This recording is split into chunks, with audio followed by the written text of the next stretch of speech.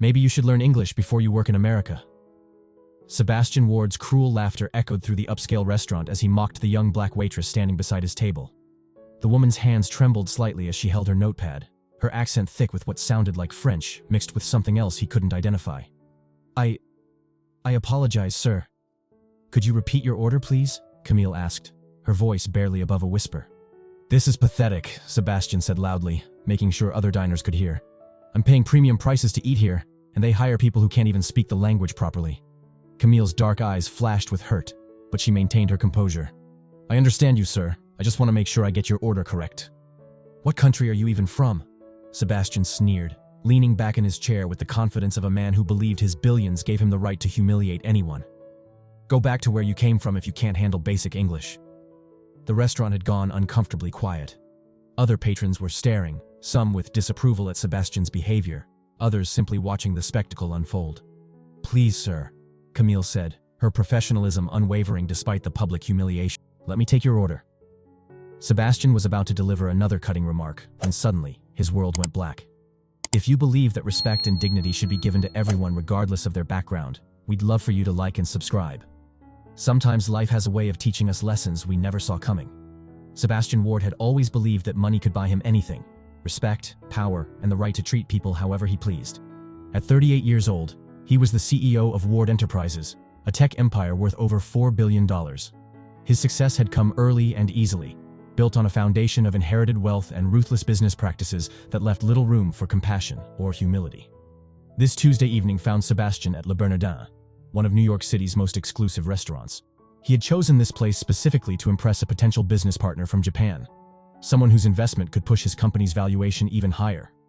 The reservation had cost him a fortune, but Sebastian never minded spending money when it served his purposes. Mr. Tanaka should be here any minute, Sebastian said into his phone, checking his diamond-encrusted Rolex. Make sure the contracts are ready for his signature tonight. I don't want any delays. Sebastian ended the call and surveyed the elegant dining room with satisfaction. Crystal chandeliers cast warm light over white tablecloths and gleaming silverware. The other diners were clearly wealthy. He could tell by their clothing, their jewelry, their confident postures. This was his world, where money talked and poor people knew their place. A young black woman approached his table carrying a water pitcher and menus. She was probably in her late 20s, with natural hair pulled back neatly, and a uniform that was clean but showed signs of wear. Sebastian barely glanced at her as she began to pour his water. Good evening, sir. Welcome to Le Bernardin. My name is Camille, and I will be your server tonight, she said. Her English was clear, but carried a distinct accent that Sebastian immediately noticed and disliked. Where are you from? Sebastian asked abruptly, not bothering with pleasantries. I am from Haiti, sir, but I've been living in New York for 3 years now, Camille replied politely, setting down his menu. Sebastian's lip curled in disdain. He had strong opinions about immigrants, especially those who came from what he considered lesser countries. In his mind, America was being overrun by people who didn't belong, who took jobs from real Americans and couldn't even speak proper English. Haiti, he repeated with a snort. That explains the accent. Are you here legally? Camille's smile faltered slightly, but she maintained her professional demeanor.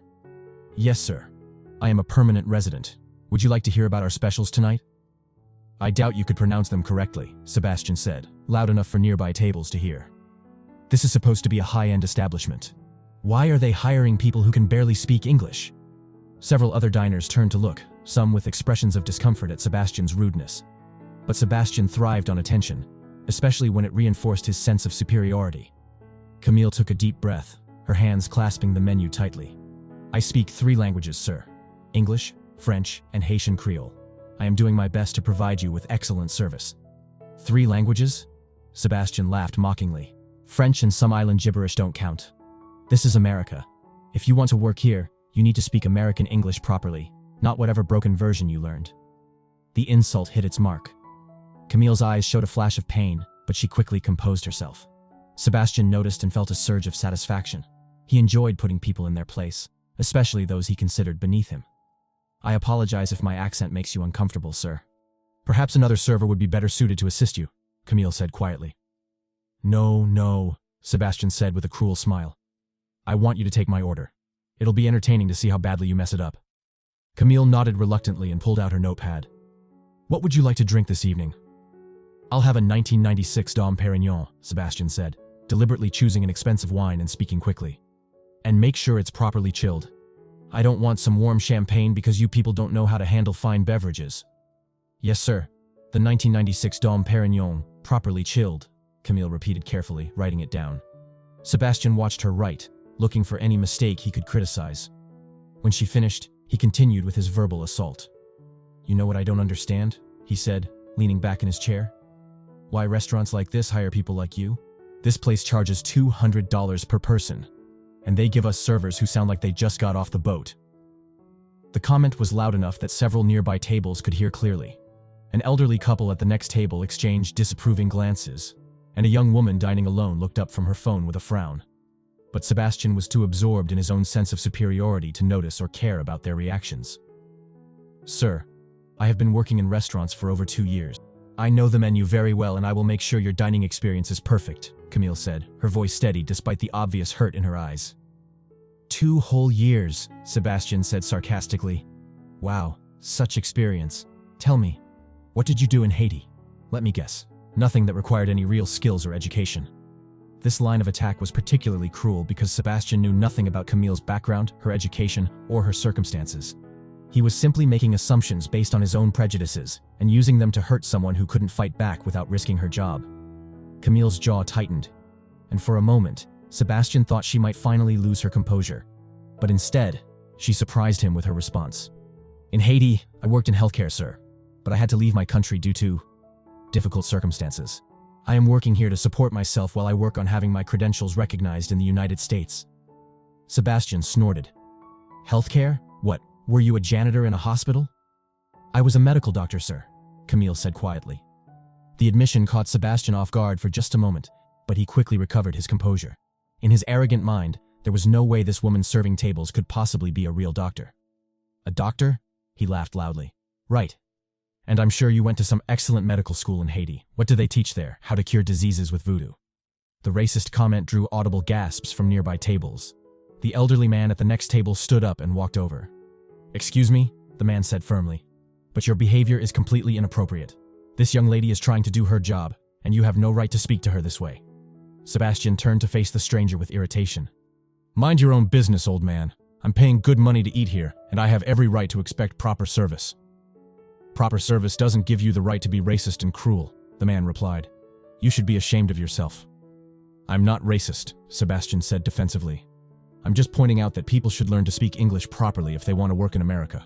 It's called standards. The elderly man shook his head in disgust and returned to his table, but Sebastian could hear him talking quietly to his wife about entitled rich people with no class. Sebastian turned back to Camille, who had remained silent during the exchange. Now, where were we? Oh yes, your medical degree from some third world country. I'm sure the education there is really comparable to American standards. Sir, I graduated from the University of Port-au-Prince School of Medicine. I practiced emergency medicine for 4 years before I came to the United States, Camille said, her professional mask beginning to crack slightly. Emergency medicine, Sebastian repeated mockingly. Let me guess, you put band-aids on scraped knees and gave people aspirin. I performed surgery, treated trauma patients, and saved lives, Camille said, her voice growing stronger. I worked in one of the busiest emergency departments in Port-au-Prince. Sebastian was becoming more irritated by Camille's composure and dignity in the face of his attacks. He had expected her to break down or get angry, giving him more ammunition to use against her. Instead, she was maintaining her professionalism while quietly asserting her qualification. If you're such a great doctor, Sebastian said, his voice dripping with sarcasm, then why are you serving tables? Did you lose your license for malpractice? The medical licensing process in the United States is very complex for foreign doctors, Camille explained patiently. I am studying for the USMLE exams while working to support myself. It can take several years to complete the process. Sounds like excuses to me, Sebastian said dismissively. If you were really a good doctor, you'd have no trouble getting licensed here. Face it, you're probably just another immigrant with fake credentials trying to get ahead in America. Camille's hands were shaking now, but whether from anger or hurt, Sebastian couldn't tell. He was enjoying the reaction, feeling powerful as he systematically tore down this woman's dignity and self-worth. Maybe you should go back to Haiti and practice your voodoo medicine there, he continued. Leave the real jobs to real Americans who actually belong here. Sir, Camille said, her voice barely controlled. I am simply trying to take your order and provide you with good service. Could we please focus on that? Oh, we're going to focus on it, Sebastian said with a nasty grin. I want to see just how badly you can mess up something simple. Let's start with the wine I ordered. Do you even know what Dom Perignon is? Yes, sir. It is a premium champagne from France. Wrong, Sebastian said triumphantly, though she had been correct. It's not just champagne, it's a prestige cuvée. See? You don't even know basic wine terminology. How are you supposed to serve it properly? Camille looked confused, knowing she had given the right answer, but not wanting to argue with a customer. I will make sure the sommelier handles your wine service, sir. The sommelier, Sebastian repeated in a mocking tone. Do you even know what that word means? Or is it too sophisticated for your limited vocabulary? Before Camille could respond, Sebastian felt a strange sensation in his chest. It started as a tightness, like someone was squeezing his heart with a giant fist. He tried to dismiss it, thinking it was just the excitement of humiliating the waitress, but the feeling quickly intensified. As I was saying, Sebastian continued, determined to finish his verbal assault. People like you should know your place, and... Suddenly, the tightness in his chest exploded into searing pain. Sebastian gasped, his hand flying to his chest as the menu fell from his other hand. The pain was unlike anything he had ever experienced, radiating down his left arm and up into his jaw. Sir, are you all right? Camille asked, her voice immediately shifting from hurt to professional concern. Sebastian tried to speak, but no words came out. The pain was overwhelming, and he could feel sweat breaking out across his forehead. The elegant dining room began to spin around him, and he realized with growing terror that something was seriously wrong. Help! He managed to whisper, his arrogance instantly replaced by fear. Help me! In that moment, as Sebastian Ward felt his body betraying him in the most vulnerable way possible, he had no idea that the woman he had just spent 10 minutes humiliating was about to become his salvation. The moment Sebastian Ward clutched his chest and whispered for help, the entire atmosphere in Le Bernardin shifted from uncomfortable tension to genuine emergency. Other diners turned in their chairs, some standing up to get a better view of what was happening at table 12. Camille's transformation was instantaneous and remarkable. Gone was the hesitant waitress with the trembling hands. In her place stood a confident medical professional who had trained for exactly this type of situation. Years of emergency room experience kicked in as she quickly assessed Sebastian's condition. Sir, I need you to stay calm, Camille said, her voice suddenly clear and authoritative, with no trace of the uncertainty Sebastian had mocked just moments before. Can you tell me what you're feeling? Sebastian's face had gone pale, and beads of sweat were forming on his forehead. He was having trouble breathing, and the pain in his chest was intensifying by the second. It hurts, he gasped, his earlier cruelty forgotten in the face of physical distress. My chest can't breathe properly. Camille immediately knelt beside his chair, her training taking over completely. She checked his pulse at his wrist, noting that it was rapid and irregular. His skin was clammy, and his breathing was shallow. All classic signs of a cardiac event. Someone call 911 immediately, Camille called out to the restaurant staff, her voice carrying the authority of someone accustomed to managing medical emergencies. Tell them we have a possible heart attack in progress. The maitre d' rushed over, his face pale with concern. Should we move him? No, Camille said firmly. We don't move him unless absolutely necessary. Sir, she said, turning back to Sebastian. I need you to listen to me carefully. My name is Dr. Camille Scott, and I'm going to help you. Through his pain and fear, Sebastian heard the words, Dr. Camille Scott, and felt a shock that momentarily overshadowed even his physical distress. The woman he had been mocking for not being a real doctor was now taking charge of his medical emergency with the confidence and skill of a seasoned physician. Is the pain radiating down your left arm? Camille asked, her hands gently examining him while maintaining eye contact to keep him focused. Sebastian nodded, unable to speak as another wave of pain washed over him. How about your jaw or neck? Any pain there? Again, Sebastian nodded. Every symptom he described confirmed Camille's initial assessment. This was almost certainly a myocardial infarction, a heart attack. What's his name?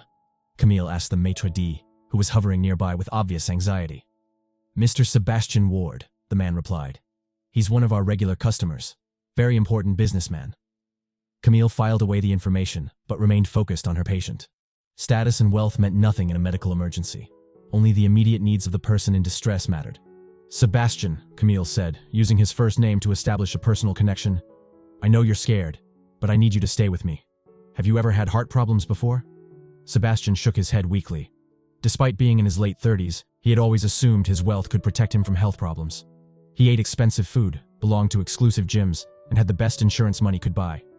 The idea that his body could simply malfunction had never seriously occurred to him. Any family history of heart disease? Camille continued her assessment while monitoring his breathing and pulse.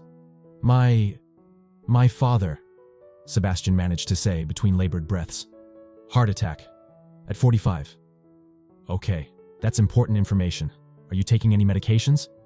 Sebastian shook his head again, then suddenly grabbed Camille's arm with surprising strength for someone in his condition. Don't let me die, he whispered, his eyes wide with terror. Please, I have so much to live for. The irony of the moment was not lost on anyone who had witnessed Sebastian's earlier behavior. The man who had spent the last 10 minutes questioning Camille's qualifications and suggesting she return to Haiti was now begging for her help and depending on her medical expertise to save his life. You're not going to die on my watch, Camille said with quiet confidence. But I need you to stay calm and follow my instructions. She turned to address the growing crowd of restaurant staff and customers who had gathered around. I need someone to get me a chair cushion and elevate his legs slightly. Someone else, please check if this restaurant has an AED, an automated external defibrillator. The sommelier, a thin man in his 50s, stepped forward. We have a first aid kit in the office, and I think there might be an AED there as well. Good. Bring both, quickly but safely. And has someone called 911? Yes, doctor, the maitre d' confirmed. They said the ambulance should be here in about 8 minutes. Camille nodded, continuing to monitor Sebastian's vital signs while keeping him conscious and responsive. Sebastian, I want you to focus on taking slow, steady breaths. Don't try to talk unless I ask you a question. As Sebastian struggled with his breathing, Camille's mind was racing through treatment protocol. In a hospital setting, she would be administering oxygen, getting an EKG, and preparing for possible cardiac catheterization. Here, in a restaurant with limited resources, her primary goals were to keep him stable until professional emergency services arrived. Doctor, a woman's voice called from behind her. Camille turned to see an elegantly dressed woman in her 60s approaching. I'm Dr. Patricia Hoffman, cardiologist at Mount Sinai. Can I assist? Relief flooded Camille's face. Having another physician present, especially a cardiologist, was exactly what they needed. Thank you, Dr. Hoffman. I believe we're looking at an acute MI in a 38-year-old male. No previous cardiac history, but positive family history. He's presenting with classic chest pain, radiation to left arm and jaw, diaphoresis, and mild dyspnea. Dr. Hoffman nodded approvingly at Camille's professional assessment. What's his pulse like? Rapid and slightly irregular. I'd estimate around 110 BPM. Blood pressure is probably elevated, but I can't measure it here. The two doctors worked together seamlessly, with Dr. Hoffman taking Sebastian's pulse while Camille continued to monitor his breathing and consciousness level. You're doing excellent work, Dr. Hoffman said quietly to Camille. Your assessment is spot on, and your patient management is textbook perfect. Sebastian, despite his pain and fear, was lucid enough to understand the conversation happening around him. The woman he had accused of having fake credentials was not only a real doctor, but was receiving praise from another physician for her professional competence. The sommelier returned with the first aid kit and AED, and Camille quickly explained to Dr. Hoffman how to operate the device if Sebastian's condition deteriorated further. The good news, Camille said to Sebastian, is that you're conscious, alert, and your breathing is stable. The paramedics will be here soon, and they'll have medications that can help reduce the damage to your heart. How did you know? Sebastian asked weakly. How did you know it was my heart? Medical training, Camille replied simply. I've treated hundreds of patients with similar symptoms. But you're just a what? Camille asked gently, though there was a slight edge to her voice. Sebastian fell silent, realizing that finishing that sentence would only further expose his ignorance and prejudice. The woman he had dismissed as just a waitress was demonstrating medical knowledge and skills that were clearly the result of extensive education and experience. Dr. Hoffman had been listening to this exchange with growing understanding of what had transpired before the medical emergency. Sebastian, you're very fortunate that Dr. Scott was here tonight. Her quick recognition of your symptoms and immediate intervention may have saved your life. The sound of sirens grew louder outside, and everyone in the restaurant felt a collective sense of relief. The paramedics would have advanced equipment and medications that could provide more comprehensive care. Dr. Scott, Dr. Hoffman said, would you like to give the report to the paramedics when they arrive? If that's appropriate, yes, Camille replied. I want to make sure they have all the information about his presentation and current status. Sebastian listened to this professional exchange with growing amazement and shame. Not only was Camille clearly a competent physician, but she was being treated with respect and deference by another doctor, something that contradicted everything he had assumed about her qualifications and background. The paramedics burst through the restaurant doors, wheeling a stretcher and carrying bags of medical equipment. The lead paramedic, a woman in her 40s, quickly surveyed the scene and approached Camille. "What do we have, doctor?" Camille stood and began her report with the confidence and precision of a seasoned emergency physician. 38-year-old male, acute onset chest pain approximately 12 minutes ago. Classic presentation for MI, substernal pain radiating to left arm and jaw, associated with diaphoresis and mild dyspnea. Positive family history for early cardiac death. Patient was alert and oriented throughout, vitals stable but elevated pulse around 110, irregular rhythm. The paramedic nodded, taking notes while her partner began setting up equipment. Any interventions? Positioned for comfort, monitored continuously, kept patient calm and responsive. No medications administered due to lack of available resources. Excellent work, doctor. Thank you for the thorough report. As the paramedics took over Sebastian's care, connecting him to monitors and preparing for transport, Camille stepped back. Her job was done. She had successfully stabilized a patient in crisis using nothing but her knowledge, experience, and the basic supplies available in a restaurant. Sebastian, now connected to an EKG machine and receiving oxygen, could see the readouts showing the irregular rhythm Camille had detected just by feeling his pulse. Everything she had told the paramedics was being confirmed by sophisticated medical equipment. "Ma'am," the lead paramedic said to Camille as they prepared to leave, "your intervention was outstanding. Are you local? We could use doctors like you in our emergency departments." "Thank you," Camille replied. "I'm actually working on getting my U.S. medical license.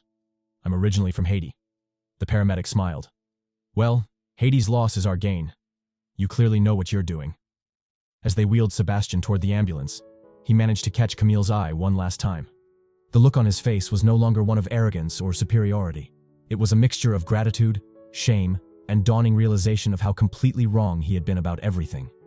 The restaurant slowly returned to normal after the ambulance left, but the impact of what had happened would linger much longer. The other diners had witnessed not just a medical emergency, but a profound demonstration of how prejudice and assumptions can be shattered by reality. Camille quietly returned to work, checking on her other tables and trying to process what had just occurred. She had saved the life of a man who had spent the evening humiliating her, and in doing so, had proven everything he had said about her to be completely false. But for Camille, the most important thing was simple. A patient had needed help, and she had been able to provide it. That was what being a doctor meant to her. Not recognition or respect, but the ability to heal and help others, regardless of who they were or how they treated her. The irony of the situation was not lost on her, but as a physician, she had taken an oath to do no harm and to help those in need. Personal feelings had no place in medical care, and she had acted exactly as her training and ethics demanded. Sebastian Ward would live to see another day, and perhaps, if he was wise, he would use that day to become a better person than he had been just a few hours earlier. 3 days later, Sebastian Ward lay in his private room at Mount Sinai Hospital, staring at the ceiling and replaying the events at Le Bernardin over and over in his mind. The cardiac catheterization had revealed a significant blockage in his left anterior descending artery, the widowmaker, as the cardiologist had grimly informed him. Without immediate intervention, he would have died within minutes. The irony was crushing. The woman he had spent an entire evening mocking and humiliating had literally saved his life. Dr. Patricia Hoffman, the cardiologist who had assisted Camille at the restaurant, entered his room for the morning rounds. She was a distinguished woman with silver hair and kind but professional eyes that seemed to see right through Sebastian's carefully constructed facade. "Good morning, Mr. Ward. How are you feeling today?" "Physically, much better," Sebastian replied, his voice lacking its usual confidence. "Mentally, that's more complicated." Dr. Hoffman pulled up a chair beside his bed, something that surprised Sebastian. Most doctors he had encountered treated him with deference due to his wealth and status, keeping interactions brief and formal. "I imagine it is complicated," she said thoughtfully. "You've been through a significant medical event, but I suspect that's not the only thing weighing on your mind."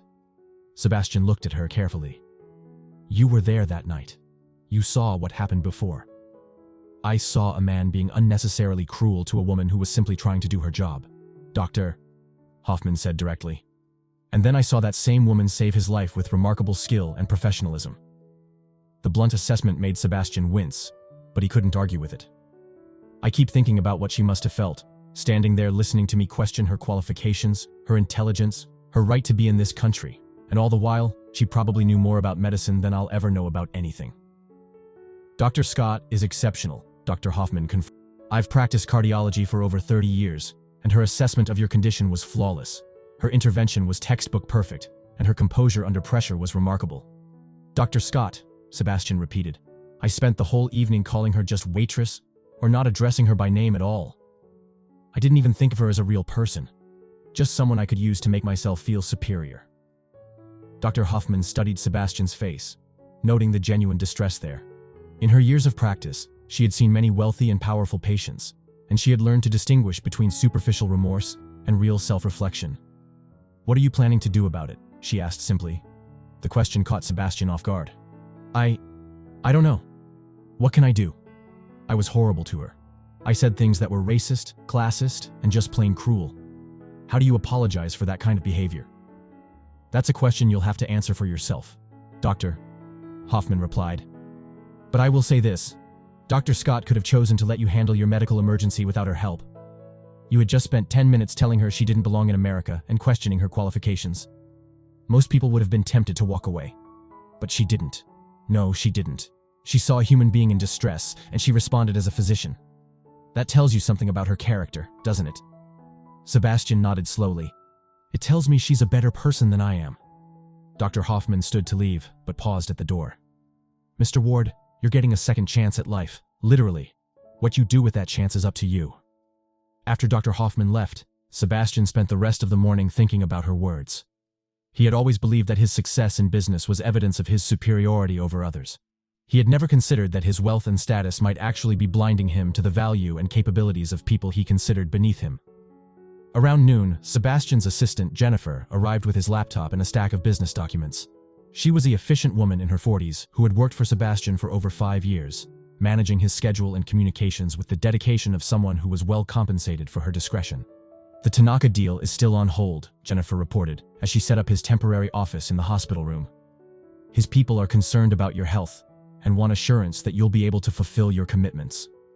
Sebastian barely listened to the business update. For the first time in his adult life, closing deals and making money seemed less important than other concerns. Jennifer, he said suddenly, interrupting her report about quarterly projections. I need you to find someone for me. Of course, sir. Who? A woman named Dr. Camille Scott. She's originally from Haiti, and she's been working as a waitress while trying to get her medical license recognized in the United States. Jennifer looked puzzled. Is this related to your medical care, sir? In a way, yes. She's the person who saved my life at the restaurant. I need to find her, and I need to make amends for some things I said. I'll get right on it, Mr. Ward. While Jennifer worked on tracking down Camille, Sebastian used his laptop to research something he had never bothered to learn about before. The process that foreign-trained doctors must go through to practice medicine in the United States. What he discovered shocked him. The path was incredibly complex and expensive. Foreign medical graduates had to pass multiple examinations, complete residency training, and navigate a bureaucratic maze that could take years and cost tens of thousands of dollars. Many qualified doctors ended up working in completely different fields simply because they couldn't afford the time and money required to get licensed. Sebastian realized that Camille wasn't working as a waitress because she was unqualified or unintelligent, as he had assumed. She was working there because the American medical system made it nearly impossible for foreign doctors to practice, regardless of their qualifications or experience. By evening, Jennifer had located Camille. She was working at Le Bernardin that night, having returned to work the day after Sebastian's heart attack as if nothing had happened. Sir, Jennifer said hesitantly. The restaurant manager mentioned that Dr. Scott has been receiving some negative attention since the incident. What kind of negative attention? Apparently, some customers have been requesting different servers when they see her. There have been complaints that she made a scene during your medical emergency. The manager is considering whether to let her go. Sebastian felt sick, and it had nothing to do with his heart condition. Camille had saved his life, and now she was being punished for it by ignorant customers who probably shared his former prejudices. Get me the restaurant manager on the phone, Sebastian said urgently. Sir, it's nearly 9 p.m. Perhaps we should wait until tomorrow? No. Call now. Within minutes, Jennifer had the manager of Le Bernardin on speakerphone. The man was clearly nervous to be speaking with Sebastian, given his status as a wealthy regular customer. Mr. Ward, I heard about your medical emergency. How are you feeling, sir?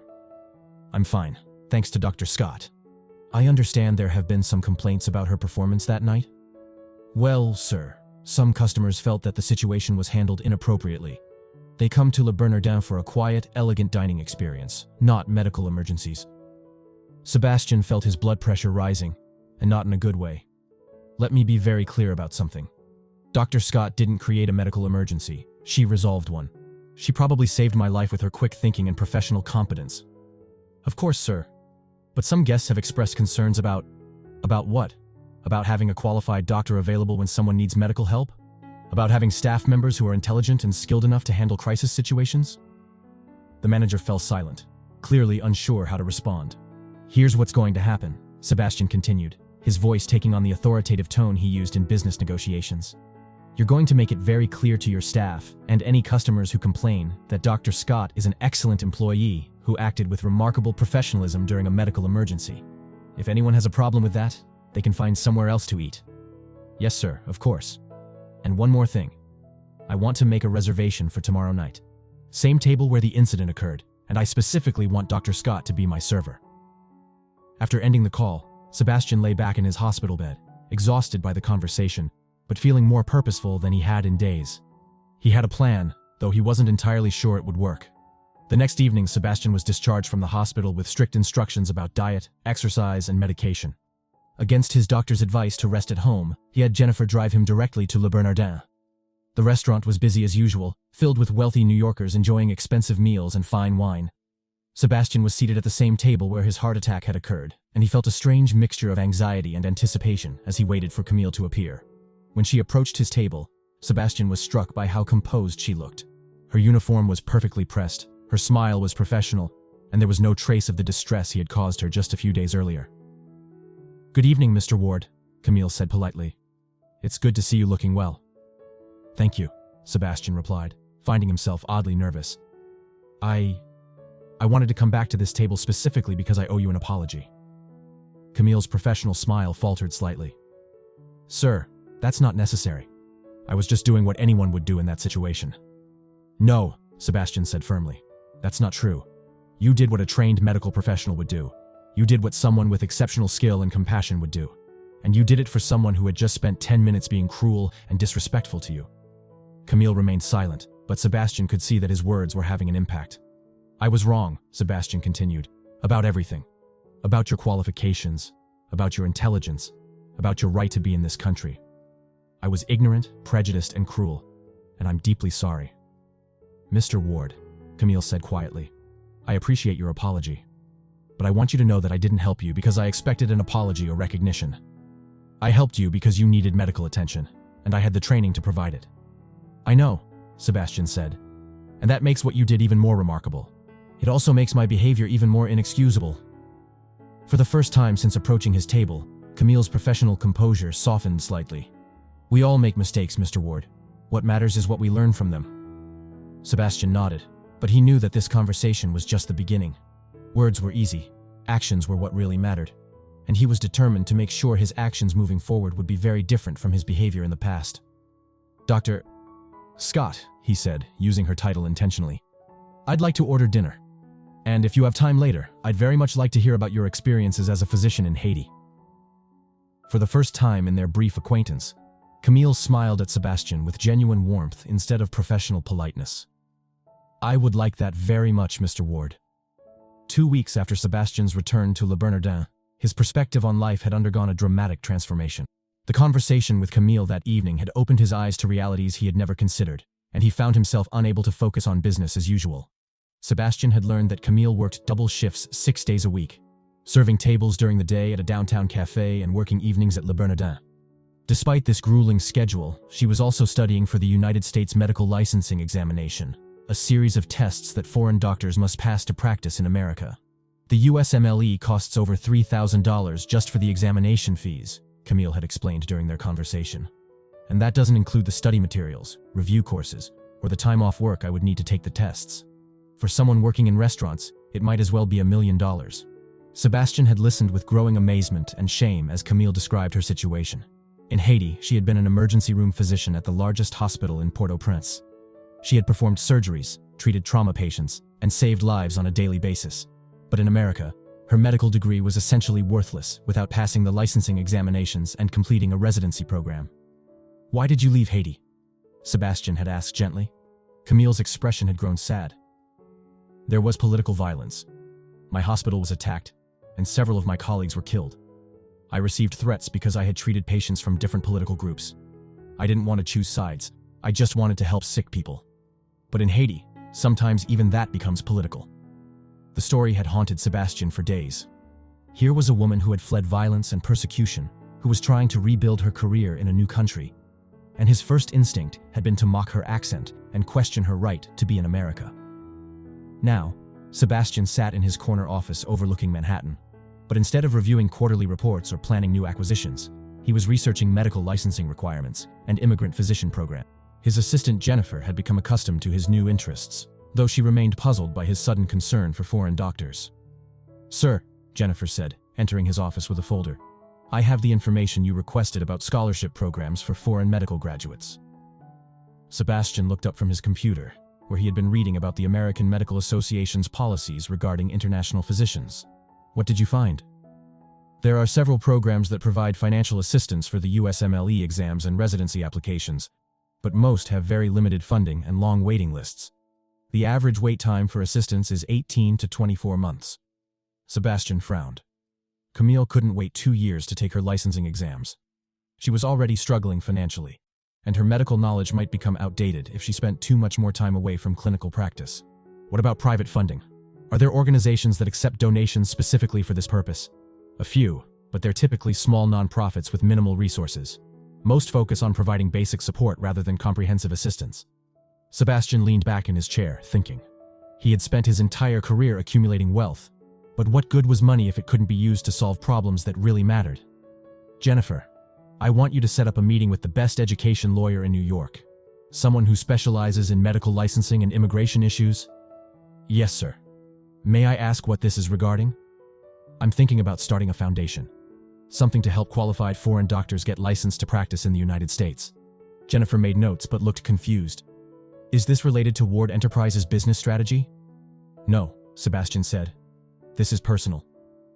That afternoon, Sebastian found himself doing something he had never done before, visiting a community health clinic in Brooklyn, where several foreign-trained doctors worked as medical assistants and technicians while pursuing their licensing.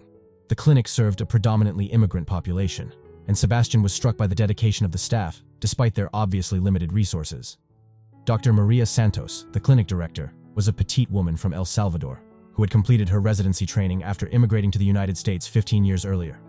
She gave Sebastian a tour of the facility, explaining how they serve patients who couldn't afford traditional healthcare. "Many of our medical assistants are actually qualified physicians in their home countries," Dr. Santos explained as they walked through the cramped but clean clinic. "We have a surgeon from Syria working as a receptionist, an infectious disease specialist from Somalia doing intake interviews, and a pediatrician from Guatemala who translates for patients."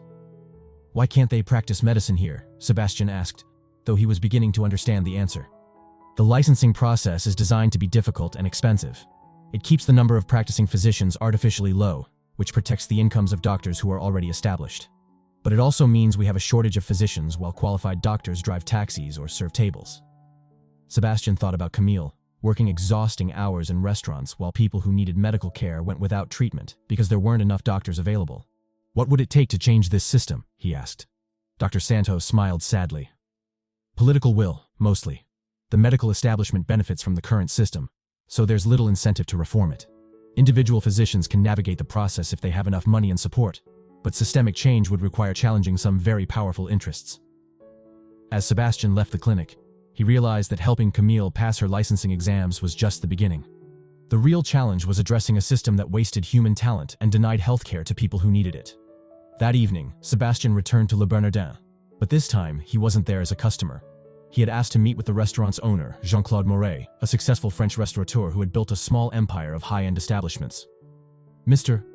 Ward," Jean-Claude said as they sat in his private office above the restaurant. "I understand you wanted to discuss one of our employees." "Yes, Dr. Camille Scott. I wanted to talk to you about her situation." Jean-Claude raised an eyebrow. "Dr. Scott. She's listed as Camille Scott on our employment records. I wasn't aware she was a physician." Sebastian proceeded to explain Camille's background and qualifications, watching as Jean-Claude's expression shifted from surprise to interest. "This is remarkable," Jean-Claude said.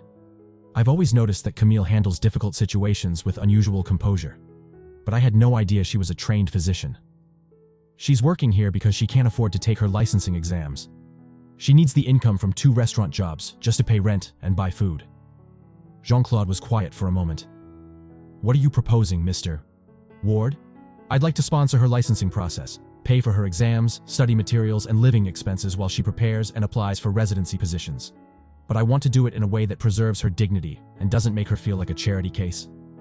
That's very generous. But why are you involving me in this conversation? Sebastian had given this considerable thought. Because I want to offer her a different kind of opportunity. What if she could work part-time as a medical consultant for your restaurants? She could provide first aid training for staff, help develop health and safety protocols, maybe even provide basic medical services for employees who can't afford healthcare. Jean-Claude's eyes lit up. That's actually brilliant. Restaurant work is dangerous. Burns, cuts, slips, falls. Having a physician on staff, even part-time, could reduce our insurance costs and improve employee safety. Exactly. She could maintain her medical skills while studying for her licensing exams, and the work would be more closely related to her professional training than serving tables. How much would this cost? I'll handle her salary and all the licensing expenses. You would just need to create the position and provide her with the flexibility to study and take exams when necessary. Jean-Claude extended his hand. Mr. Ward, you have a deal. When do we start? The next evening, Sebastian waited nervously at his usual table as Camille approached with her notepad. He had rehearsed this conversation several times, but he was still uncertain how she would react to his proposal. Good evening, Mr. Ward. The usual tonight? Actually, Dr. Scott, I wanted to talk to you about something different. Would you be able to sit down for a few minutes? Camille looked around the busy restaurant. I'm working, Mr. Ward. Perhaps after my shift? It's okay, came a voice from behind her. Jean-Claude appeared, smiling warmly. Dr. Scott, please sit down. Mr. Ward has a business proposition that I think you'll find very interesting. Camille sat down cautiously, clearly uncertain about what was happening. Sebastian took a deep breath. Dr. Scott, I've been doing some research about medical licensing for foreign physicians. I've learned that the process is expensive, time-consuming, and difficult to navigate while working full-time in an unrelated field. That's true, Camille said carefully. I'd like to propose a partnership. Jean-Claude and I have discussed creating a new position here at Le Bernardin, medical consultant and employee health coordinator. It would involve developing safety protocols, providing first aid training, and serving as the on-site medical resource for the staff. Camille's eyes widened. That sounds interesting, but I'm not licensed to practice medicine in New York. The position wouldn't involve treating patients, Sebastian explained. It would be administrative and educational work that uses your medical knowledge without requiring a license, and it would pay enough that you wouldn't need your second job. Why would you do this for me? Sebastian met her eyes directly. Because I've learned that talent and intelligence aren't distributed based on country of origin or accent. You saved my life, and in the process, you taught me that my assumptions about people were not only wrong, but harmful. What would you expect in return? Nothing, Sebastian said. Except that once you get licensed and start practicing medicine again, maybe you'll remember that some people are capable of learning from their mistakes. Camille was quiet for a long moment, and Sebastian could see her thinking through the implications of his offer. Mr. Ward, she said finally, I need to ask you something directly. Are you doing this because you feel guilty about how you treated me? Or because you genuinely believe I'm qualified for this position?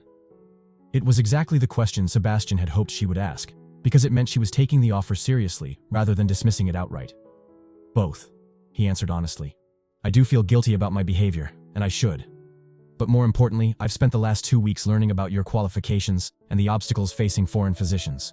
You're not just qualified for this position, you're overqualified for it. Any hospital in New York would be lucky to have you once you get licensed. Camille nodded slowly. I'd like to think about it overnight, if that's acceptable. Of course. Take all the time you need. As Camille returned to work, Sebastian felt a mixture of hope and nervousness. He had offered her an opportunity, but he couldn't force her to accept it. The decision had to be hers, and he would have to respect whatever choice she made. But for the first time since his heart attack, Sebastian felt like he was using his wealth and influence for something that truly mattered. Whether Camille accepted his offer or not, he had learned something valuable about the kind of person he wanted to be, and that, he realized, was a lesson worth more than any business deal he had ever closed. 1 year later, Sebastian Ward stood in the main conference room of Mount Sinai Hospital, watching as Dr. Camille Scott addressed a room full of medical residents and attending physicians. She was presenting a case study about emergency cardiac intervention in non-hospital settings, using Sebastian's own heart attack as the primary example. The key factors in successful emergency response, Dr.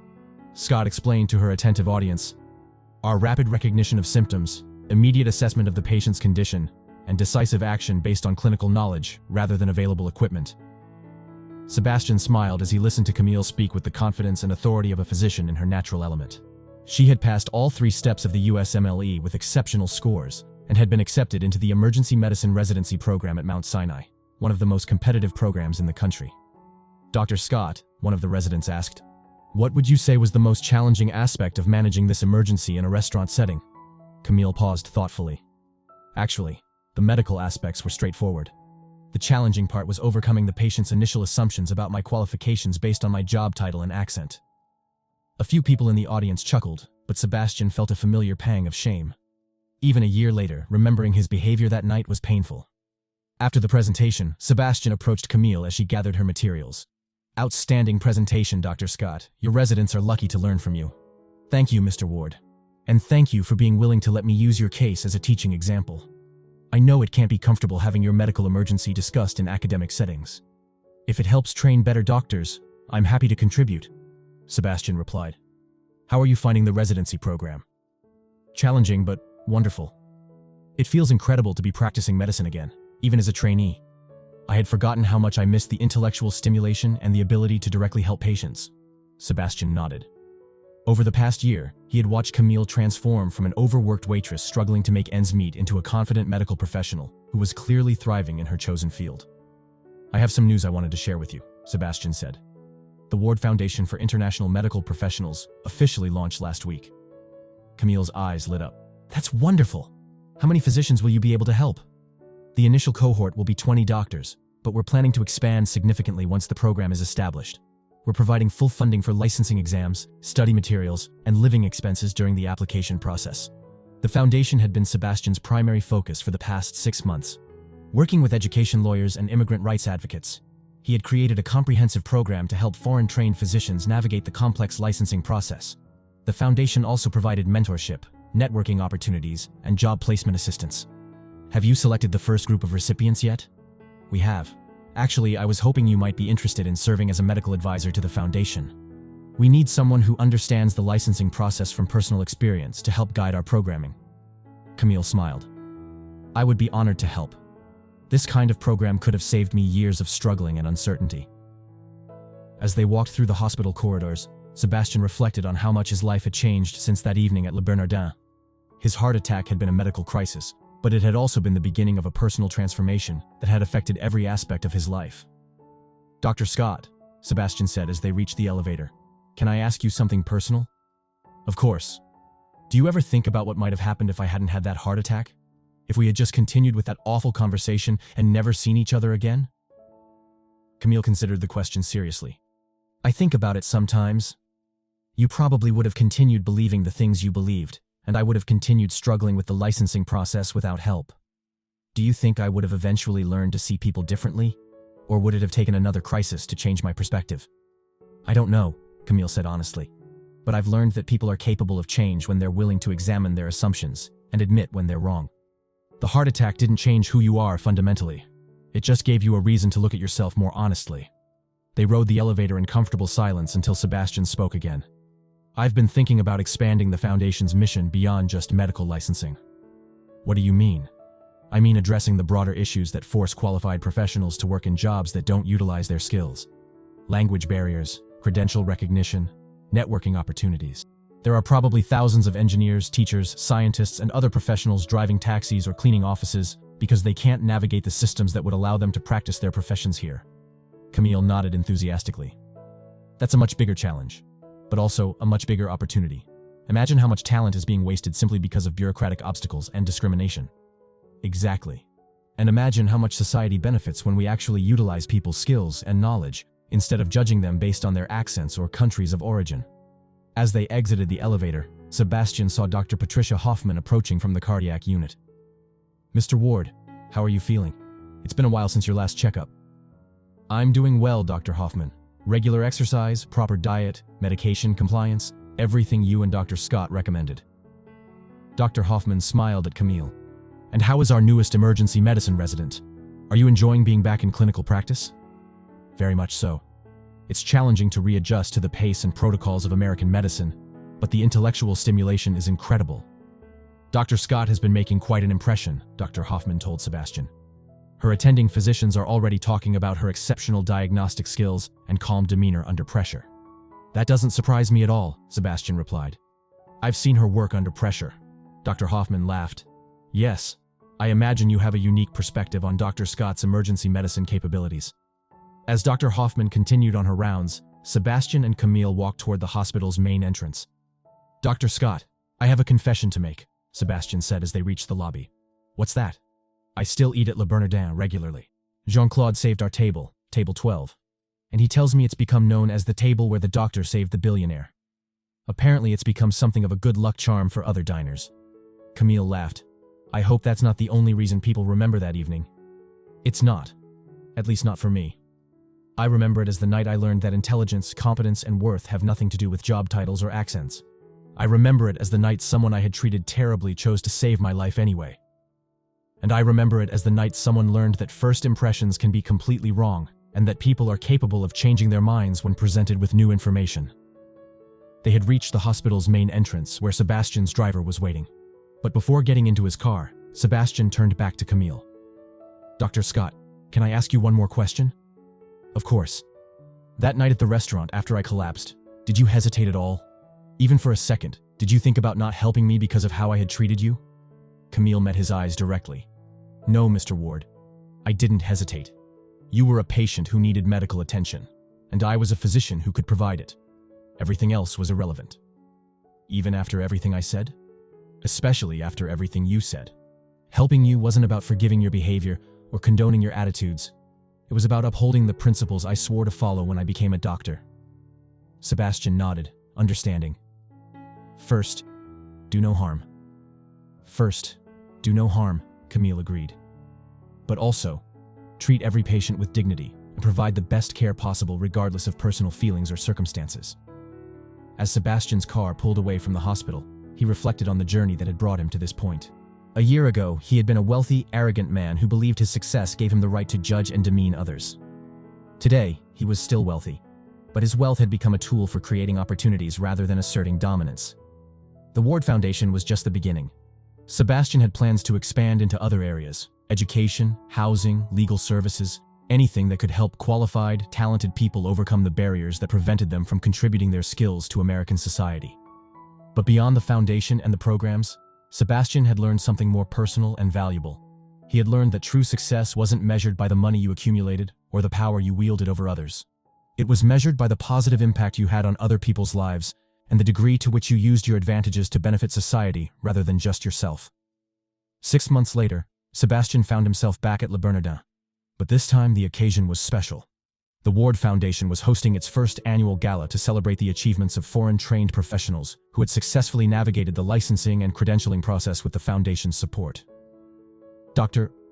Camille Scott was the evening's keynote speaker, and as Sebastian listened to her address the audience of donors, volunteers, and program participants, he marveled at how far they had both come.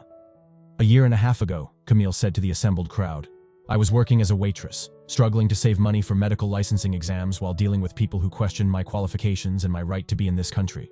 Tonight, I stand before you as a practicing emergency medicine resident. But more importantly, as someone who has learned that our greatest challenges often become our greatest opportunities for growth.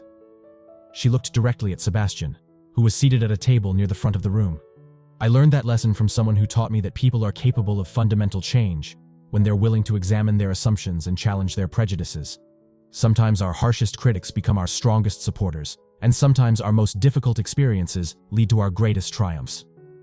The audience applauded warmly, and Sebastian felt a complex mixture of pride, gratitude, and continued humility. He had started this journey trying to make amends for his past behavior, but somewhere along the way, it had become something much more meaningful. As the evening concluded and guests began to leave, Camille approached Sebastian's table. Thank you for everything, Mr. Ward.